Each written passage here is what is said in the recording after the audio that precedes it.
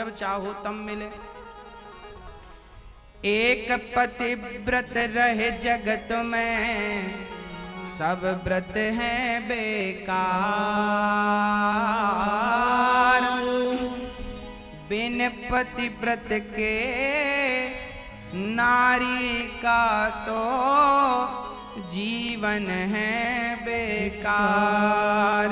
सुना पति बिना संसार।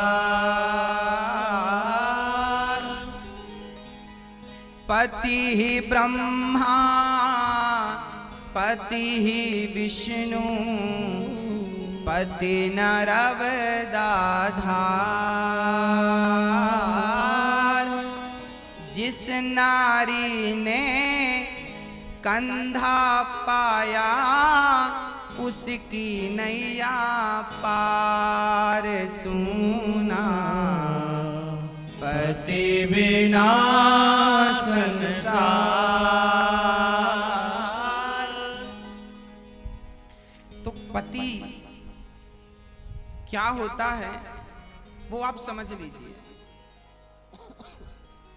किस्मत वाली स्त्रियों के मांग में सिंदूर होता है, हाथ में चूड़ी और गले में मंगलसूत्र होता है। अब प्रश्न दूसरा खड़ा हो गया, महाराज जी हम तो ठीक सेवा करती हैं, पति को हम भगवान भी मानती हैं, पर हमारे पति बड़े दुष्ट हैं, हम क्या करें? पति को तो हम भगवान कहती हैं, हम तो आरती भी उतारने को तैयार हैं, हम तो पतिव्रता बन भी जाएं, पर हमारा पति तो दुष्ट है, शराब पीता है, लात मारता है और गालियां देता है। क्या करें महाराज जी? देखो ये जिंदगी जो है मेरी माँ, जीने के लिए है, जीना तो पड़ेगा। रोते रोते जियो या हंसते हंसते, ये आपको निर्णय लेना पड़ेगा। आपको पति गलत मिला है, शराबी मिला है, जुआड़ी मिला है, मारता है आपको, तो मेरा एक प्रश्न आपसे है कि आपको ही ऐसा पति क्यों मिला? क्यों मिला? अच्छा पति क्यों नहीं मिला? जैसे आपको चाहत थी कि मेरा पति ऐसा हो वैसा पति आपको क्यों नहीं मिला? जानती हो क्यों मेरी माँ? क्योंकि पिछले जन्म के जितने आपके पुण्य होंगे, जितना अधिक पुण्य होगा उतना अच्छा परिवार मिलेगा, उतना अच्छा रंग और रूप मिलेगा।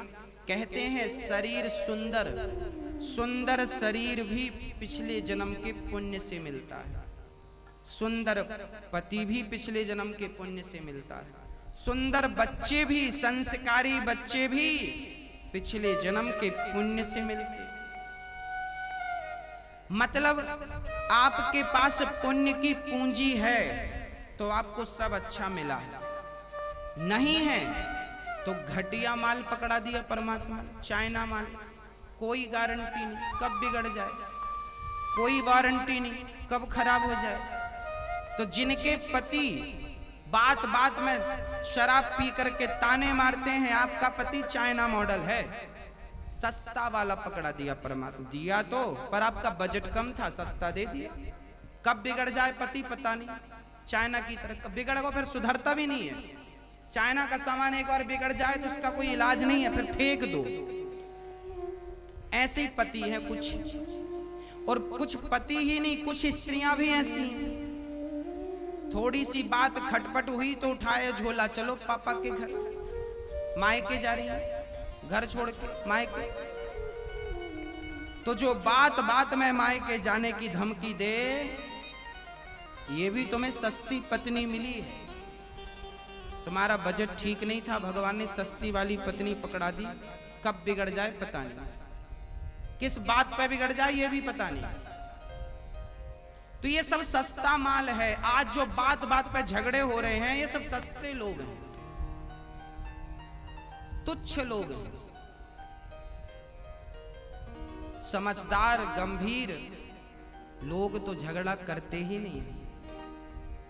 वो अपने विवेक से अपने घर के झगड़े को शांत कर लेते हैं, हर बिगड़ी बात को बना लेते हैं। दूध फट जाए तो वो लोग घबराते हैं जिनको पनीर बनाना नहीं आता। जिनको पनीर बनाना आता है वो फटे हुए दूध से घबराते नहीं हैं, फट जाए तो पनीर बना लेते हैं, सदुपयोग कर लेते हैं। जीवन में वो लोग ज्यादा परेशान हैं जिनको रिश्ते निभाने नहीं आए, चलाने नहीं आए, वो आज बहुत परेशान है। पत्नी से परेशान, पति से परेशान, सस से परेशान, ससुर से परेशान, पड़ोसी से परेशान, देवर से परेशान, जेठानी से परेशान, बहुत परेशान। ये कौन लोग परेशान हैं? इनके पास थोड़ी भी बुद्धि होती, विवेक होता तो ये परेशान ना होते।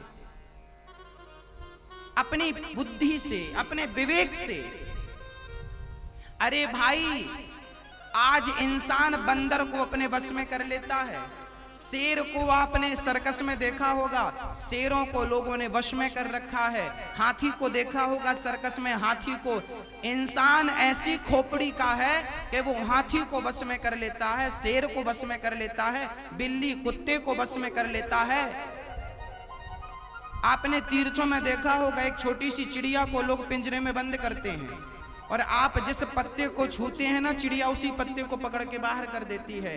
अर्थात लोगों ने चिड़िया को भी वश में कर रखा है। हाँ, ये इंसान काली खोपड़ी वाला ना सबको वश में कर सकता है। मैं आपसे पूछता हूँ, इंसान ने शेर को, हाथी को वश में कर लिया, तुम अपनी पत्नी को वश में ना कर सके, तुम अपने पति को वश में ना कर सके, तुम अपने परिवार को वश में ना कर सके, तो कमी किसमें है? दूसरों पे उंगलियां उठाने से पहले हम ये देख लें कि बुरा जो देखन मैं चला, बुरा न मिलिया कोई।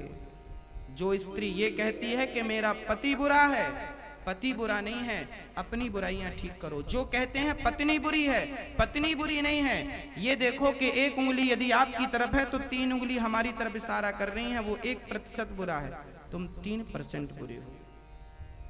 हम जीवन में अपने घर को स्वर्ग तब बनाएंगे जब हमें किसी से शिकायत नहीं रहेगी। पत्नी को पति से शिकायत ना हो और पति को पत्नी से शिकायत ना हो, माँ बाप को बच्चों से शिकायत ना हो और बच्चों को माँ बाप से शिकायत ना हो।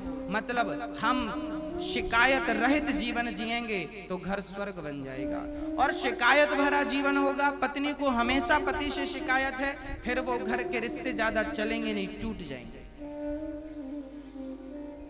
हाँ, और आज लोगों में अकड़ इतनी ज्यादा है कि लोग झुकते ही नहीं। रिश्ते टूटे तो टूट जाएं, पर झुक करके बचाने की क्षमता खत्म हो गई है।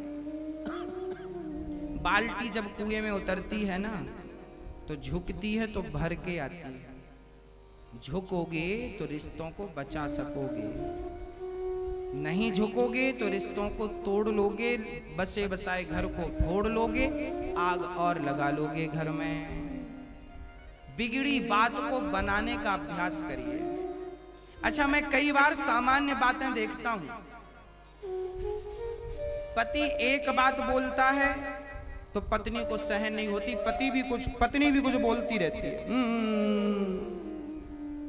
पति ने बोला है तो पत्नी जरूर बोलेगी। मैं आपसे पूछता हूं, पति ने आपको अपशब्द कहे, माना कि पति ने आपको गाली दी, माना कि पति को नहीं कहना चाहिए था वो शब्द भी कहा, तो क्या आपने उन्हें जवाब देकर क्या आपने सही किया?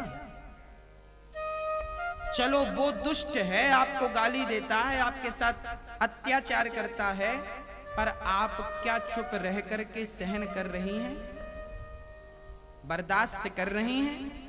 नहीं ना, आप भी बोल रही हैं, आप भी प्रत्युत्तर दे रही हैं। क्या आपके उत्तर की आवश्यकता थी? नहीं ना। भक्तों, झगड़े तब बढ़ते हैं जब मैं गाली दूं, आप सुने और आप भी गाली देने लग जाएं।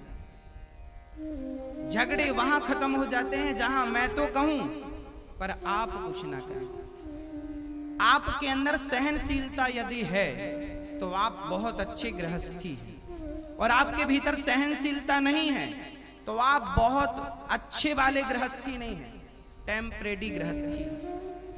आज आपकी गृहस्थी है, कल नहीं रहेगी। लिखवा लीजिए हमसे, यदि आप सहनशील नहीं हैं, आप सहनशील हैं, तो आपकी गृहस्थी आज भी है, कल भी रहेगी। और आपके अंदर सहनशीलता नहीं है तो आज गृहस्थी है पर कल नहीं रहेगी आपकी, क्योंकि आपको सहन करना आता नहीं है। तो सहन करना पड़ेगा। गोस्वामी तुलसीदास जी की पत्नी से मिलने गए। गोस्वामी जी, सुनो, रात को आए हैं तुमसे मिलने, तुम्हारे बिना जी नहीं लग रहा है। सांप को ही रस्सी समझकर कुटिया पे चले गए, उनके कमरे में चले गए। पत्नी ने क्या जवाब दिया?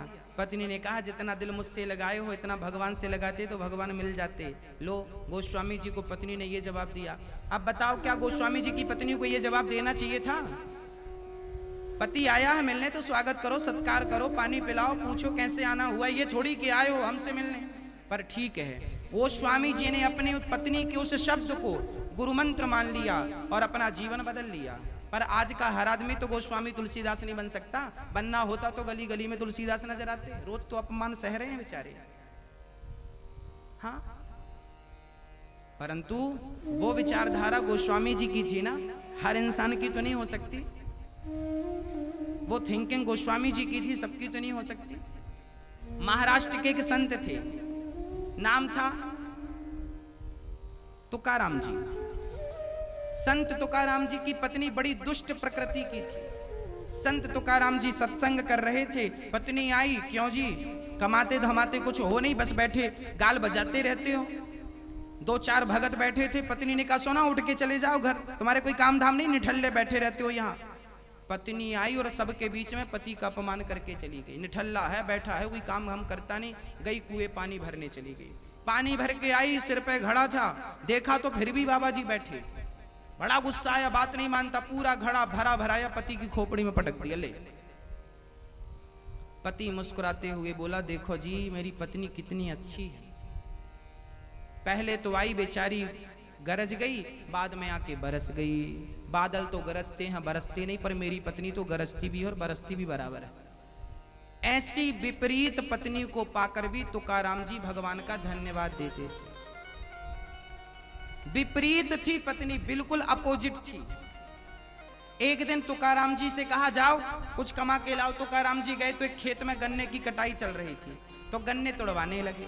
तो खेत के किसान ने 4-6 डंडे गन्ने के दे दिए, बाबा जी तुम भी चूसना। बाबा जी 4 डंडे कंधे पे दबा करके ला रहे थे, तो बच्चे मिल गए, बाबा जी गन्ना दे दो, गन्ना। तो तुकाराम भगत आदमी थे, बड़े सज्जन थे, डंडा तोड़ तोड़ के बच्चों को दे रहे हैं, लो बेटा गन्ना चूसो, लो बेटा राम जी लो, श्याम जी लो, राधा जी लो, सबको दे। एक डंडा बचा। घर गए, पत्नी ने कहा, क्या कमा के लाए हो? लाठी बता दी सामने। उसको लगा लाठी है, मारने आया है। पत्नी ने छोड़ा कर बाबा जी की पीठ में जमाया वही गन्ना, और जब गन्ना पीठ में जमाया तो गन्ना टूट गया। अभी एक था, 20 से टूटा, 2 हो गए। तुकाराम जी सोचे, तुम कितनी अच्छी हो। मैं रास्ते भर यही सोचता आया कि गन्ना एक है, चूसने वाले 2 हैं, कैसे चूसेंगे। अब तुमने 2 कर दिया, एक का रस तुम चूस लो, एक का हम चूस ले रहे हैं। मतलब पत्नी ऐसी है फिर भी झगड़ा नहीं। देखो, आप इतने सहनशील हो जाएं तो आपका घर स्वर्ग बन जाए। सहनशीलता इतनी हो। एक पत्नी ने अपने पति को कह दिया, तुम जानवर हो, जानवर, 1 नंबर के। पत्नी ने कहा, तुम जानवर हो, सबके बीच में कहा। पर पति बड़ा पॉजिटिव था, नेगेटिव विचारधारा थी ही नहीं, नेगेटिव सोचना नहीं उसको। पत्नी ने कहा, तुम जानवर हो। पति ने कहा, तुम ठीक कह रही हो, तुम हमारी जान, हम तुम्हारे वर बराबर जानवर। जान प्लस वर बराबर जानवर। झगड़ा करने वाले तो इतनी सी बात पे भी झगड़ा कर लेते हैं, और झगड़ा ना करने वाले बड़ी बड़ी बातों को हल्के में लेके खत्म कर देते हैं। अब आपकी गृहस्थी है, आपका घर है, आपका परिवार है, कैसे डील करना है, कैसे रहना है, कैसे नहीं रहना, मर्जी आपकी। सारे द्वार आपके लिए खुले। आप सहनशील बनना चाहते हैं या नहीं बनना चाहते? सहनशीलता है, हम तो यही कहेंगे, सहनशीलता बढ़ाइए। पत्नी को सहनशील बनना पड़ेगा, पति को सहनशील बनना पड़ेगा। परिवार के हर सदस्य को 2 बातें पचाने की क्षमता रखो। बात बात पे गरम मत हो जाया करो, बात बात पे आपा मत खो दिया करो। सहनशील समुद्र की तरह गंभीर बनो, लाखों नदियां रोज मिल रही हैं समुद्र में, पर आज तक बाढ़ नहीं आई। और आपके पड़ोस की नदी में थोड़ा पानी गिरा तो बाढ़ आ गई। क्षुद्र नदी जल भरी तराई, थोड़ी छोड़ी छोटी नदियों में जल्दी बाढ़ आ जाती है, समुद्र में बाढ़ नहीं आती, क्योंकि वो गंभीर है। वो इंसान को समुद्र की तरह बनना होगा। बात बात पर जो विवाद करे ये छोटी नदी की तरह है, और जो हर बात पे गंभीर रहे, गंभीरता से विचार करे, वो समुद्र की तरह। हमें समुद्र की तरह बनना, गंभीर बनना। कोई भी निर्णय क्रोध में ना ले लेना। किसी ने कोई बात कही, निर्णय ले लिया, जाओ आज से हम तुम्हारा मुंह नहीं देखेंगे, जाओ आज से निकल जाओ घर से, जाओ ये कर लो वो कर लो, ये ऐसे रिश्ते नहीं चलते। सामने वाला आपको गाली दे रहा है तो आप मंथन करिए, विचार करिए, सामने वाला हमें गाली क्यों दे रहा, हमें क्या कमी है, क्या गलती हमने की जिसके कारण सामने वाला। अपनी गलती पे विचार करिए, अपनी गलती को सुधारिए, अपने आप सामने वाले की शिकायत खत्म हो जाएगी। हाँ, हम तो ये विचार करते हैं हमें गाली क्यों दी, क्यों दी तूने गाली हमें, अरे इस पर विचार की गाली क्यों मिल रही है आपको, क्या गलती की आपने, वो गलती कब सुधारेंगे आप। ऐसे रिश्ते चलते हैं। खासकर पति पत्नी को बहुत समझदारी की जरूरत है, बहुत। पत्नी को समझदार होना चाहिए, और बुढ़ापे में पत्नी ही काम आती है। जब बूढ़ा आदमी ना बहू पानी देने आती ना बेटा पानी देने आता, यदि पत्नी जिंदा है तो वो आपकी सेवा करेगी, पांव दबाएगी, भोजन कराएगी, ख्याल रखेगी आपका। इसलिए पत्नी का आदर करो, पत्नी का सम्मान करो, पति का आदर करो, पति का सम्मान करो, और गृहस्थी को बिल्कुल स्वर्ग की तरह रखो। जो जो हमने बताया उस पर बहुत विचार करिए। हमने तो शॉर्ट में केवल सूत्र दिए हैं, सब्जेक्ट पे बोलूंगा ना तो पूरी कथा इस पे निकल जाएगी। हाँ, कथा रह जाएगी, ये गृहस्थी कथा हो जाएगी। इसलिए हाँ, जीवन में भगवान ना छूटें। हम यही कहते हैं, जीवन में कुछ ना छूटे।